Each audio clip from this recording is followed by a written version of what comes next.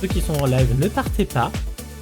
Nous allons continuer avec les questions-réponses si vous avez envie. C'est déjà fini. Monica, je viens de faire 40 minutes d'émission. Je recommande de mettre Midna dans le champ. Alors malheureusement, je ne peux pas forcer mon chat à rester 50 minutes dans un champ. Et comme dit, c'était une première phase, c'était un premier jet. Donc si vous avez après des questions, des recommandations, des axes d'évolution, des attentes, des choses auxquelles j'ai pas parlé que vous aimeriez bien voir de manière récurrente, il y a des trucs, il y a des informations que j'ai trouvées de manière parce que je suis tombé dessus. C'est pas forcément à la base des informations que je recherchais, je suis tombé dessus. Et du coup, je peux pas garantir que je trouverai ces informations à chaque fois, même si je pense que globalement ça peut être possible. Voilà. Mais c'était très intéressant. Merci à toi pour ce format. Merci Bose. C'est grave intéressant. Merci Dylan. Et c'était tip top. Merci Théo.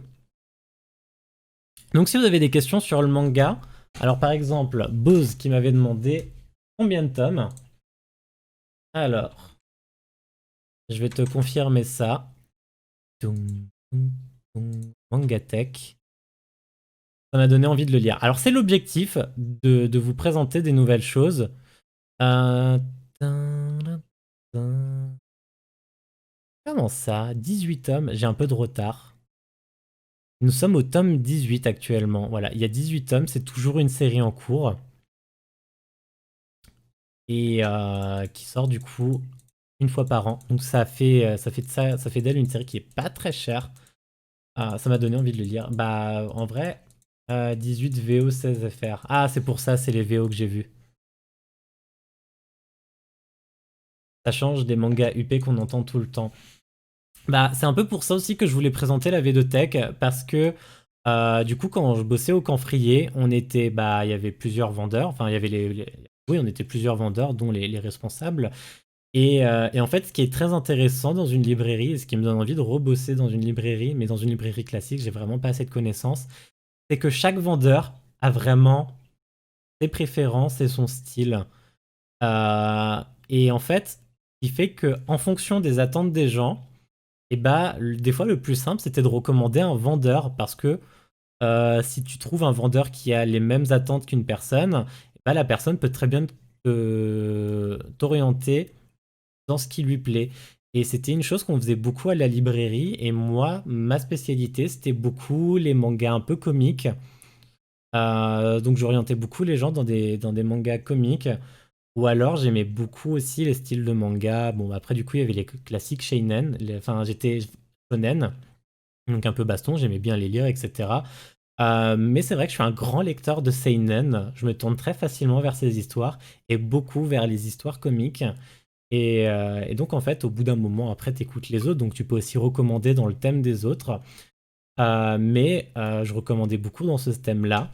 Et, euh, et comme c'est des mangas, on va dire, légers, ils sont pas légers en termes de contenu ou en termes de profondeur, ils sont légers dans la lecture.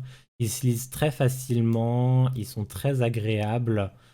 Et bien, ça en fait des mangas qui sont faciles à lire et qui sont faciles à conseiller à pas mal de monde, sauf si c'est vraiment pas ton attente, quoi. Et graphiquement, ils sont souvent assez accessibles parce que la patte graphique dans le manga est très importante également. Et en fait, j'ai pas mal du coup de mangas assez underground qui sont moins populaires, mais qui sont assez populaires à une certaine échelle quand même, sinon ils seraient jamais arrivés en France. Parce qu'on peut là, en l'occurrence, on peut remercier Kurokawa hein, qui s'est dit ce manga, je veux l'éditer en France. Parce que ça n'arrive pas souvent. Enfin, il y a beaucoup de pièces perdues hein, dans les mangas. C'est le premier manga que j'ai lu. Oliel, elle me les a tous demandés les uns après les autres. Elle a tout lu. Tout lu. Et il y a pas mal de. Merci Kurokawa, merci à eux. C'est pas un sponsor. Et je vous ai un peu parlé du Camphrier. Et suite au confinement, donc depuis bientôt 1 an, ils ont mis en place un système de boutique en ligne. Donc vous pouvez commander et vous faire livrer vos mangas en ligne. Et si vous avez besoin de les contacter, ils ont une page Facebook, ils ont un numéro de téléphone, ils sont joignables. Ils aiment bien contacter les gens. Alors, les vendeurs changent. En l'occurrence, bah, moi j'étais que en stage. Il y a plein d'autres stagiaires, je sais peut-être des alternants, je sais pas. Il y a beaucoup, enfin, ça bouge beaucoup. Donc, vous tomberez peut-être pas tout le temps sur quelqu'un en mesure de vous conseiller. Mais moi, dans un premier temps, je suis déjà en mesure de vous conseiller. Mais ouais, effectivement, il y a beaucoup de styles de manga et c'est assez underground. Alors, ça m'inquiète et ça a un côté positif d'un côté. Si vous n'avez pas de questions, c'est que j'étais assez complet et peut-être trop complet pour vous laisser la place à des questions. Parce que là, vous n'êtes pas obligé de parler que de Jésus et Bouddha. On pouvait parler de plein d'autres choses. Vous pouvez parler du manga au sens large, vous pouvez parler un peu d'animation, bah,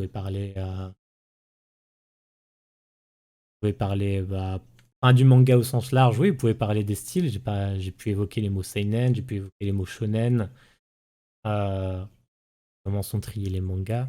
On va lui parler de maison d'édition également, pièces perdues. Donc, c'est pour ça on est un peu en phase test. Hein. Ça se trouve, les prochaines fois, il y aura plus cette phase. Il y aura qu'une phase de présentation qui fera peut-être 40 minutes, 50 minutes. Et peut-être que ça suffira. Peut-être que ça suffira. Peut-être que je serai assez complet. Peut-être que les gens se diront je viendrai sur Twitch, comme ça il y aura des échanges après. T'as déjà le sujet pour les prochains?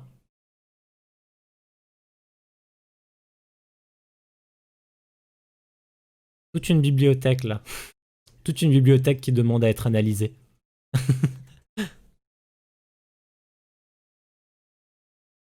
Toute une bibliothèque. J'ai pas encore choisi très précisément lequel je voulais faire, pour la simple et bonne raison que je ne voulais pas commencer avant d'avoir eu les premiers retours.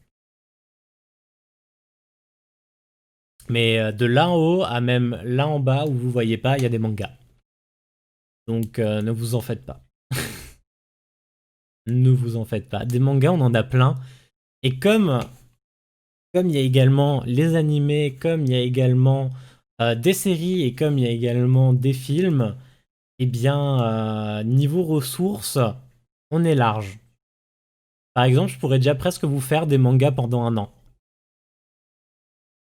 Quels sont les 3 mangas que tu recommandes pour un novice comme moi sans trop spoiler ta védothèque? Alors, euh, genre, recommander tout court ou dans un thème un peu plus précis? Genre un style. Salut chaton. Genre dans un style shake. Il n'y a pas de C à shake. Bonne question en vrai. C'est vrai parce que c'est très large. C'est très large, il y a beaucoup de possibilités. Donc, est-ce que tu veux un style précis? Euh, En fait, il y a beaucoup de questions, tu vois. Genre, pour moi, il n'y a pas de manga type. Parce que l'important, en fait, c'est qu'à la fin, il te plaise. C'est la version allemande, non. En fait, déjà, de manière réelle, dans une situation réelle, je vais te demander est-ce que tu veux une série longue? Est-ce que tu veux une série courte? Parce que c'est pas le même budget. Quel type d'histoire va t'intéresser? Et ça, c'est à peu près les 3 trucs de base. Série courte, série longue, et dans quel univers? C'est genre ça vraiment, Atom, ce serait genre les 3 questions de base. Style plutôt humoristique, à part Jésus et Bouddha, ou même d'action, mais type buddy movie, plutôt série courte. Là, c'est moi qui vais devoir me renseigner sur le buddy movie. Le buddy ou le film de potes. J'espère que tu parleras de March Coming Like a Lion. Bien sûr, si à placer l'intrigue principale d'un film de personnages très différents de l'un de l'autre. En français, on parle dans ce cas de duo ou de bi. Alors, est-ce que tu aborderas des choses un peu plus mainstream? Tu parles de plus grosses séries? En fait, je vois pas d'intérêt de présenter ou représenter dans un premier temps des séries comme One Piece, Bleach, Naruto. Mon Siri a voulu s'activer. À peu près tous les univers, mais pas médiéval ou trop fantastique. Alors, dans le style plutôt humoristique. Alors, je sais que tu ne peux pas manger le gilet. Non. Attends, je vais les chercher. Mec, tu descends? Tu descends?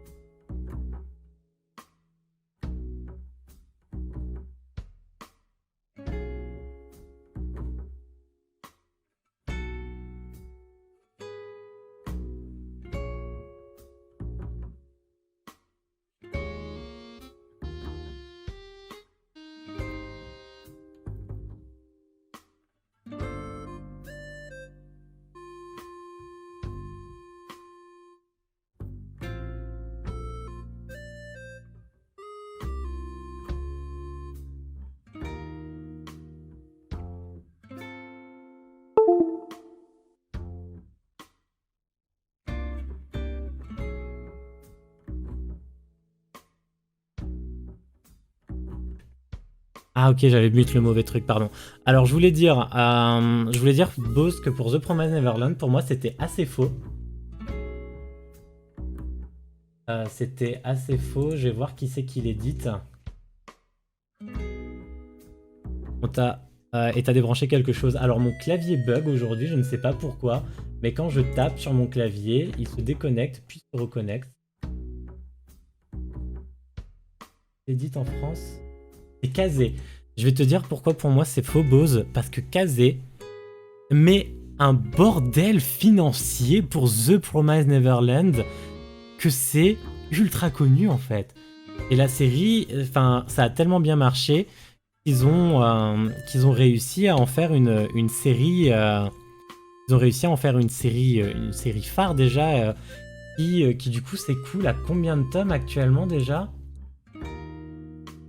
The Promised Neverland. Il y a déjà combien de tomes qui sont sortis en si peu de temps?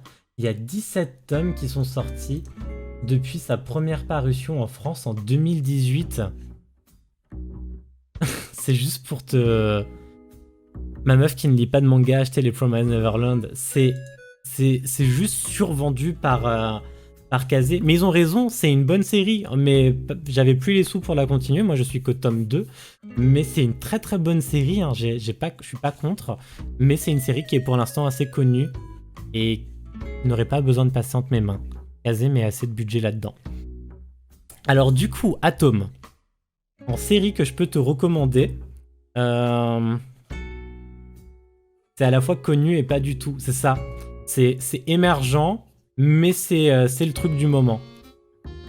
Il y en a un autre qui est mieux pour moi en histoire, mais qui est passé un peu à la trappe à cause de The Promised Neverland. Je pourrais vous dire le nom vite fait après. Mais du coup, pour Atome, série moyennement courte, je crois qu'elle est en 13 tomes, je vais te confirmer ça. 14 tomes, pardon. Elle est en 14 tomes, la série s'appelle Kiss Him Not Me. Et en fait, pro-type de base, c'est une otaku. Donc, une grosse liseuse de manga qui aime bien rester un peu chez elle, regarder des animés, etc. Mais c'est une otaku de boys love. Donc, voilà, c'est son type de manga. Elle aime les mecs entre eux. Ça la fait kiffer de ouf. Et contrairement à la couverture actuellement, à ce moment-là, elle était obèse. Et en fait, dans sa série préférée, le héros de la série est mort. Et elle a fait une dépression. Parfait pour moi, ça. Elle a fait une dépression et elle est restée sous sa couette très longtemps. Et quand son frère lui met enfin un coup de pied au cul en lui disant « Tu sors de là, ça suffit tes conneries », et bah, qui il trouve sous la couette? Elle. Et il est en mode t'es qui en fait? Et c'était elle, elle avait perdu beaucoup de poids. Et du coup, elle est retournée en cours après sa dépression, avec son nouveau physique. Et tous les garçons du lycée, sur lesquels elle chippait de loin, elle aimait trop les voir en sport comme ça en mode oh, ils se sont touchés au volleyball. Tu penses qu'ils s'embrassent? Qu'ils vont s'embrasser dans les vestiaires? Voilà, c'était le genre, c'était ça, c'est son genre de délire totalement. Elle les voit, elle voit un mec mettre la main sur l'épaule de l'autre, elle est en chip total.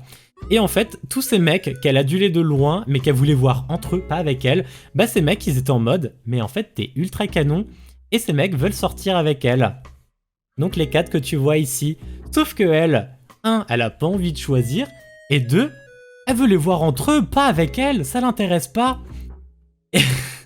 Et donc, en fait, on a un manga, où ça tourne en rond, avec cet otaku, qui du coup à la base n'assume même pas d'être une otaku, et qui est juste contente parce qu'elle peut les voir de près, mais elle veut les voir de près, se toucher, pas la toucher elle. Et c'est dans le thème comique, j'ai adoré. Alors malheureusement les couleurs font très girly au premier demeurant, mais ça n'est pas du tout. Pas du tout, ça fait très girly, mais en fait c'est une série abordable pour tout le monde, malgré le code couleur qu'ils ont adopté. Et j'ai tout lu, tout acheté, c'est formidable. Série un peu plus courte, en 4 tomes. Je vais dire une connerie, il y en a 5, c'est ça? Il y en a 4. Street Fighting Cat. Street Fighting Cat, comme ça le dit son nom, des combats de rue de chats. Et donc en fait, ce sont des chats qu'on suit, dotés de paroles, et qui en fait se battent les poubelles des meilleurs restaurants de la ville. Et donc il y a des gangs de chats, etc. Et donc ils se partagent les poubelles des restos, et donc forcément il y a des zones un peu neutres, ça essaie de se battre les meilleurs restaurants, etc. Et donc il y a une hiérarchie dans ces gangs de chats à chaque fois. Et on suit un chat qui... tu vas mettre les recommandations dans la barre d'infos.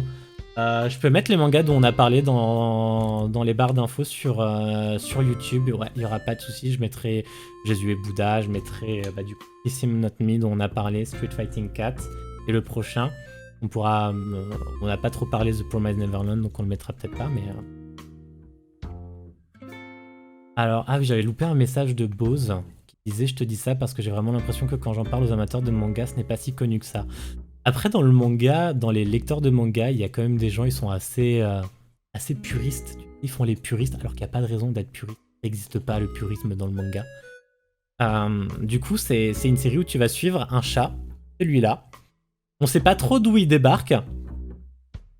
C'est plutôt celui-là qu'on va suivre, je crois, normalement. Qui s'appelle Nobunaga. Et on sait pas trop d'où il débarque, mais il castagne tout le monde.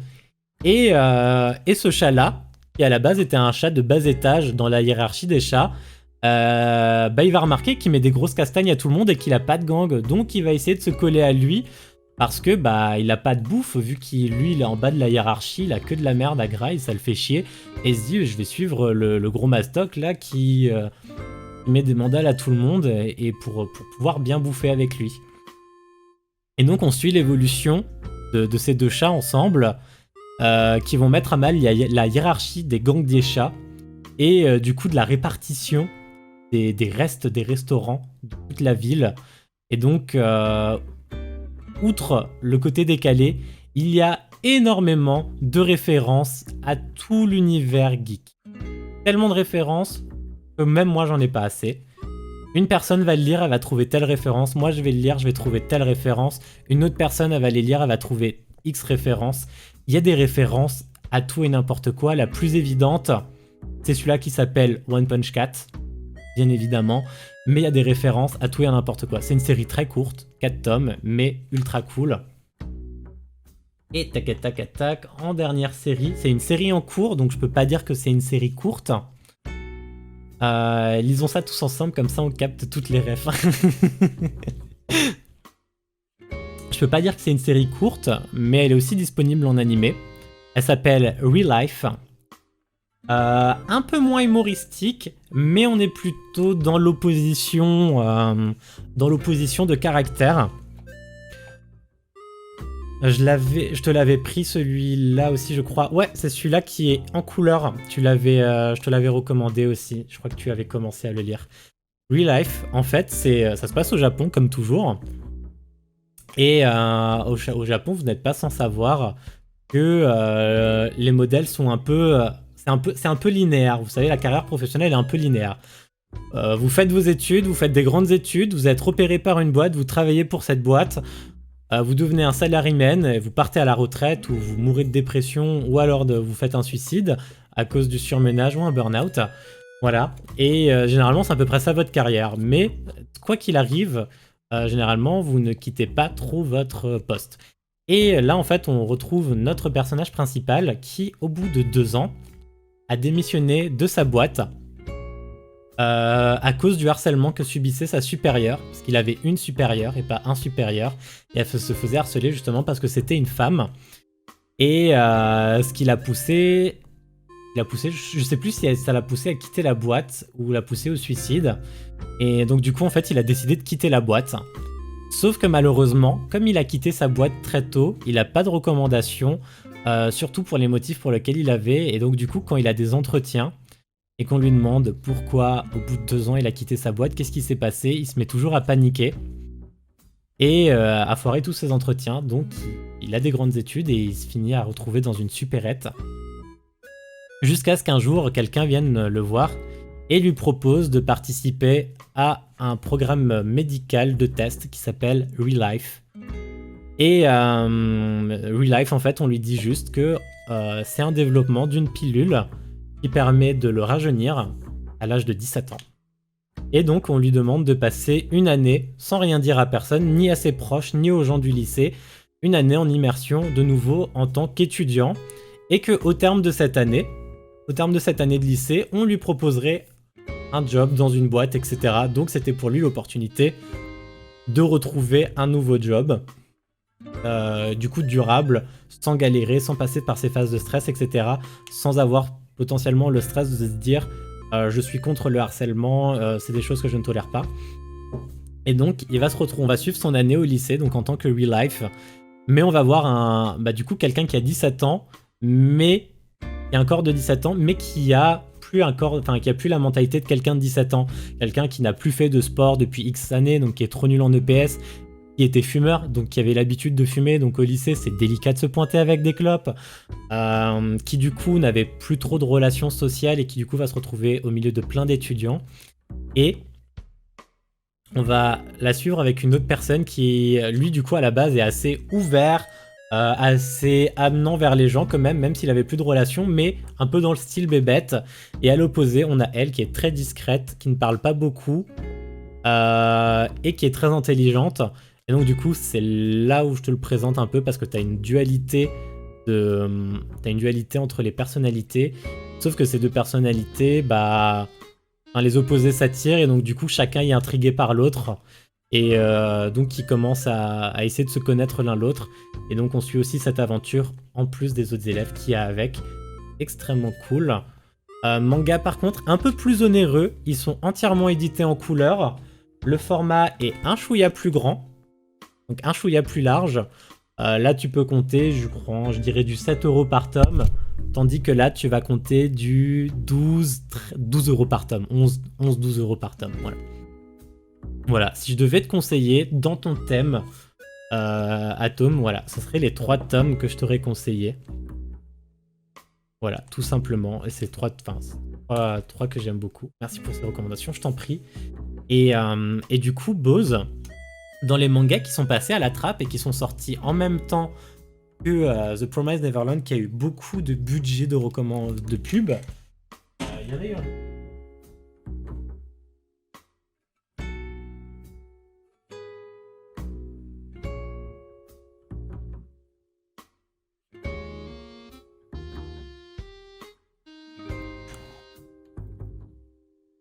S'appelle Made in Abyss.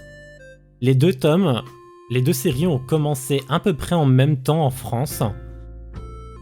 Sauf qu'il y a une série qui a mis full budget parce qu'elle misait là-dessus pour faire son chiffre de l'année. Et de l'autre côté, on a un studio, une édition un peu plus modeste qui est Ototo. et qui du coup qui a voulu prendre cette série et ne vous laissez pas avoir par le style chibi. Le style chibi est uniquement là pour que ça fasse moins violent. Parce que c'est trop violent. C'est un monde un peu particulier, je vous le présenterai, mais sinon c'est en style chibi. Le style chibi, en fait les caractères sont présentés de manière assez petite. Bon là en l'occurrence on suit des enfants, mais du coup on suit des personnages. Généralement chibi c'est quand t'es un peu de petite taille avec des contours très imagés. Donc là on est un peu sur un cara design de chibi. Donc tu vois assez rond, assez enfantin. Donc qui est dans le style très mignon. Et en fait ce côté très mignon est juste là pour balancer avec le côté trop gore de l'histoire. Eh bien, écoute, je m'en vais lire ça au plus tôt. Je vais t'en présenter un petit peu un morceau. Parce que ce qui est très intéressant, c'est qu'il y a une carte. Trop cool, il me le faut. Attendez, parce qu'en plus, la carte est pas petite. Et des mangas qui sont livrés avec des cartes, c'est assez rare. Vous voyez, c'est pas très facile à vous montrer. Vous voyez, on a une carte ici. Et alors du coup, c'est encore moins facile à vous montrer. Mais vous voyez que c'est une grosse descente. Attendez, il faut que j'y arrive. Vous voyez là, ici, c'est ce qu'on appelle les abysses. Parce que le manga s'appelle Made in Abyss. Et en fait, ces abysses sont de différents niveaux. Et c'est un phénomène étrange qui est apparu, personne ne sait pourquoi. Et donc les gens, la population humaine, habitent ici, autour de ce truc. Et ces abysses, qu'est-ce qu'elles ont créé? Elles ont créé le métier d'aventurier. Elles ont créé le métier d'aventurier et d'explorateur qui essayent de remonter des reliques pour essayer de comprendre ce que c'est, etc. Et en fait, du coup, la carte est incorporée au manga, elle sert à quelque chose dans la lecture. Alors en fait, au début, elle te sert quand même à un peu te rendre compte de l'histoire dans laquelle tu vas être amené. Parce qu'effectivement, tout va tourner autour de ces abysses. Tout va tourner autour de ces abysses. Et bon, en l'occurrence, en plus, la carte est en japonaise, tu peux pas la décrypter. Mais t'as les profondeurs. Enfin, il y a une partie de la carte en japonais, là, elle est pas écrite dans notre langue. Ni même en japonais d'ailleurs, parce que c'est écrit dans la langue de la série. Et t'as quelques traductions, t'as juste les profondeurs. Parce qu'en fait, le manga repose sur l'exploration de ces abysses. Mais par contre, ce que je n'ai pas encore précisé, c'est que plus vous allez profond dans les abysses, plus c'est dangereux et plus les conséquences pour la personne sont élevées. Je viens de voir que c'était dispo en animé sur Wakanim pour ceux qui le souhaitent. C'est effectivement disponible en animé, c'est également sorti. Il a fait plus de succès en anime qu'en manga, ce qui est dommage parce que le manga est très cool. Et donc, quand je parle de conséquences, c'est que par exemple les abysses sont numérotés. Genre, on va dire elles sont numérotées de 1 à 7 en termes de profondeur. Et en fait, par ces certaines profondeurs, quand vous voulez remonter, il peut y avoir des conséquences sur le corps humain. Crachet de sang, perte d'oxygène, vieillissement soudain du corps, la gravité qui change trop d'un coup et qui du coup change toute votre molécule corporelle et qui voilà. C'est un lieu extrêmement dangereux et qui est avec beaucoup de créatures inconnues, connues, donc répertoriées dans la série, hein, bien évidemment, connues ou inconnues et qui sont tous plus ou moins dangereuses. Mais globalement, si c'est un homme, ça va le tuer. C'est à peu près l'idée, quoi. Et tout repose en fait sur cette exploration.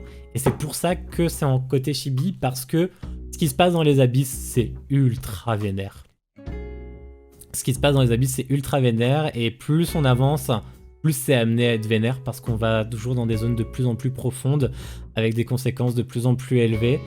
Et forcément, il y a toute une histoire mêlée à ces abysses et à ces personnages que vous allez suivre. Et je ne peux que vous la conseiller. Je ne peux que vous la conseiller. Je me suis plus précipité dessus que sur The Promised Neverland, parce que je savais que The Promised Neverland n'allait avoir aucun souci, vu les budgets qu'elle mettait casé dedans. Mais Made in Abyss, c'est excellent. Alors en termes de taille, on est dans un grand format. Vous voyez qu'aucun des mangas que je vous ai présentés n'a la même taille. C'est faux, il y en a deux, ils ont la même taille, mais pas la même épaisseur. Voilà, on est là par contre on est vraiment sur un manga grande taille, donc il est pas rangé avec les autres, mais voilà. Le contraste entre le dessin et la violence de l'histoire a l'air très intéressant. C'était nécessaire, sinon je pense qu'ils étaient obligés de mettre une restriction d'âge. Ils voulaient peut-être éviter pour être un peu plus accessible, mais voilà, dans les séries on a vraiment de tout, et vous voyez que moi en tant que lecteur même, j'ai beaucoup de choses très différentes. Voilà, à l'époque j'avais même la chance de lire des prépublications. Ça me manque. Mais lire une prépublication, c'est horrible. Il y a Thomas qui me dit j'adore les avis. Celui-là, si un manga t'intéresse, ce manga peut à mon avis t'intéresser. Voilà. Et ouais, c'est ultra violent. Enfin, sympa cette petite partie recommandation. S'il y a des mangas similaires au manga principal que tu présentes, mais qui méritent pas un épisode entier. D'un point de vue personnel, je trouve que elle est à quelques exceptions près. À quelques exceptions près, ils méritent presque tous des tomes entiers, enfin des émissions. Parce que chaque manga a son charme et ne se ressemble pas. Mais ça m'empêche pas d'en parler et de vous les présenter après entièrement, quoi. Mais voilà, c'est extrêmement... Enfin, tous les mangas peuvent valoir le coup selon la personne. En fait, faut jamais se dire qu'un manga ne vaut pas le coup. C'est pas parce que X personne ne l'a pas aimé que vous n'allez pas l'aimer. Les goûts et les couleurs, ça, c'est pas universel, ça, c'est personnel. On est dans une société très bipolaire. Quand il y a tout le monde qui aime une série, il y a des gens qui vont se sentir le besoin de ne pas aimer cette série alors qu'ils ne l'ont pas visionnée ou qui n'ont aucune idée de quoi ça parle, mais juste il y a trop de monde qui l'aime, moi je vais pas l'aimer. Et à l'inverse, il y a trop de gens qui vont dire, enfin voilà, dans l'autre sens, moi j'aime pas ça, j'aime pas ça, j'aime pas ça, et d'autres gens qui vont dire, non en fait c'est trop bien, je vous le conseille, c'est sous-côté de ouf. Juste appréciez, découvrez et laissez-vous emporter. Il y a plein de trucs que j'aurais pas lu. Les Vacances de Jésus et Bouddha, je l'ai lu par intrigue et par curiosité. Personne m'a dit c'est bien, personne m'a dit c'est nul. Je l'ai pris, j'étais intrigué. Ça m'a plu. Ça m'a plu et il y a plein de trucs. Il y a plein de trucs dans ce style-là. Genre, j'ai une autre série très humoristique en 4 tomes qui est très courte. Alors le prototype est improbable, mais je vais vous la chercher.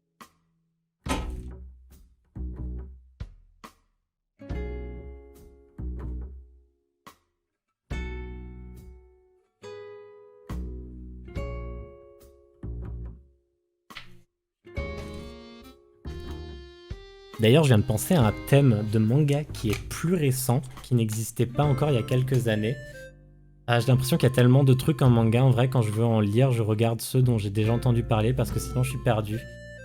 Justement, j'allais dire qu'il y a beaucoup de mangas qui ont été créés. Il y a des mangas maintenant dans le thème LGBT. J'en ai une série qui est courte qui était très cool. Il y a des mangas qui tournent autour de la dépression. Il y a des mangas qui tournent autour de la cuisine, Food Wars, autour de la pâtisserie, enfin la boulangerie par exemple avec Yakitake Pan. Il y a des mangas qui tournent autour de l'œnologie avec les gouttes de Dieu sur le vin. C'est des grosses séries. Vous avez des séries pour tout. Vous avez des séries pour tout. Vous pouvez aller dans tous les sens. Et ça, c'est un truc incroyable. Pour vous faire un ordre d'idée, au Japon, c'est plus de 1000 références par semaine, par mois qui sortent. Seulement, même pas un quart en France qui arrive. C'est-à-dire que tout ce qui sort au Japon, il y a moins de 25% qui arrivent chez nous parce que les maisons d'édition se disent ok, ça vaut le coup, je vais les traduire, etc. Bonjour, bonsoir, je cherche quelqu'un qui sait compter la planète Terre. C'est pour un exo, s'il vous plaît. Désolé les zincs, je crois qu'on ne peut pas. Alors, je peux te compter qu'il y a une seule planète Terre.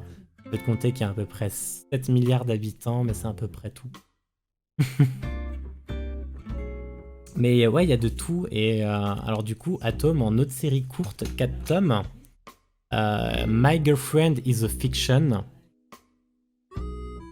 Là aussi, titre un peu intriguant, Ma petite amie est une fiction.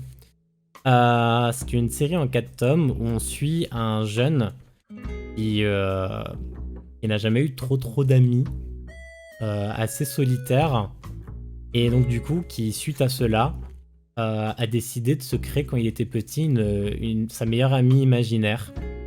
Et donc il a commencé à la dessiner, à lui faire des carnets, lui donner des pouvoirs, parce que quand t'es un enfant, avoir ta meilleure amie qui a des pouvoirs, c'est beaucoup trop cool.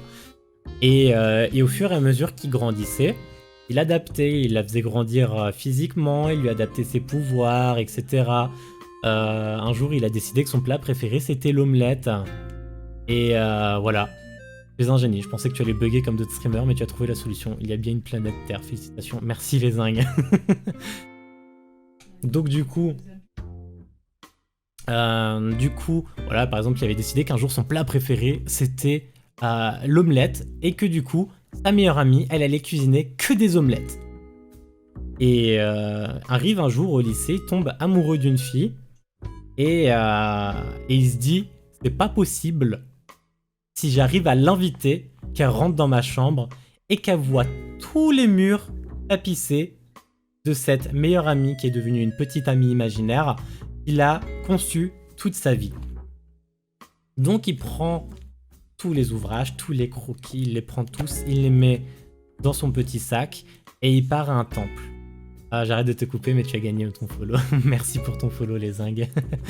Et donc, du coup, il part à un temple, et ce temple, le temple de sa ville, est dédié à la lecture. C'est un temple, on va dire, tourné autour d'une divinité littéraire. Salut Laval, bienvenue. Bonsoir à toi. Et donc, du coup, il dépose tous ses livres un peu en offrande pour s'en débarrasser. Et il s'en va. Du coup, que lui ne voit pas, mais ce que nous on voit, la divinité en charge de ça fait un peu des miracles parce qu'au Japon, il y a une croyance très populaire. Quand vous avez donné beaucoup d'affection à un objet, cet objet peut être animé par une âme. Et comme il a donné beaucoup d'affection à tous ses ouvrages pendant des années, et ben ces ouvrages se sont retrouvés dotés d'une âme. Et nulle autre âme que tout ce qu'il avait écrit et qui a matérialisé sa petite amie imaginaire.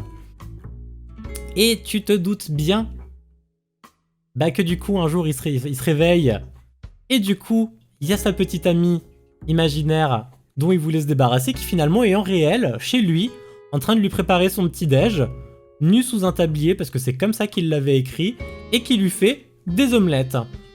Alors du coup il en revient pas, il comprend pas, mais bon, il y a un problème, il est amoureux d'une autre fille, il est plus amoureux d'elle. Et elle, il la fait jalouse. Parce que bien évidemment, quand tu es adolescent, tu veux qu'elle soit jalouse, tu veux qu'elle te garde tout près de toi. Et donc, il essaye de lui expliquer la situation en mode « Salut, je suis désolé, je suis amoureux de quelqu'un d'autre. » Et là, comment ça? Si je la trouve, je l'éclate. Et là, dans sa tête, il réfléchit et il se dit « Merde, elle a des super pouvoirs, elle tire des lasers des yeux quand elle est fâchée et elle peut soulever des cailloux, gros comme des montagnes. » Du coup, Giga embrouille. Giga embrouille parce qu'il se dit merde, elle va me suivre à l'école. Et à l'école, faut que je fasse gaffe. Et donc, du coup, on se retrouve à partager cette histoire-là entre un mec qui doit gérer sa petite amie qui a pris vie et le fait qu'il soit amoureux d'une vraie fille, dont il essaye de se rapprocher sans que ce soit cramé parce que sinon elle meurt.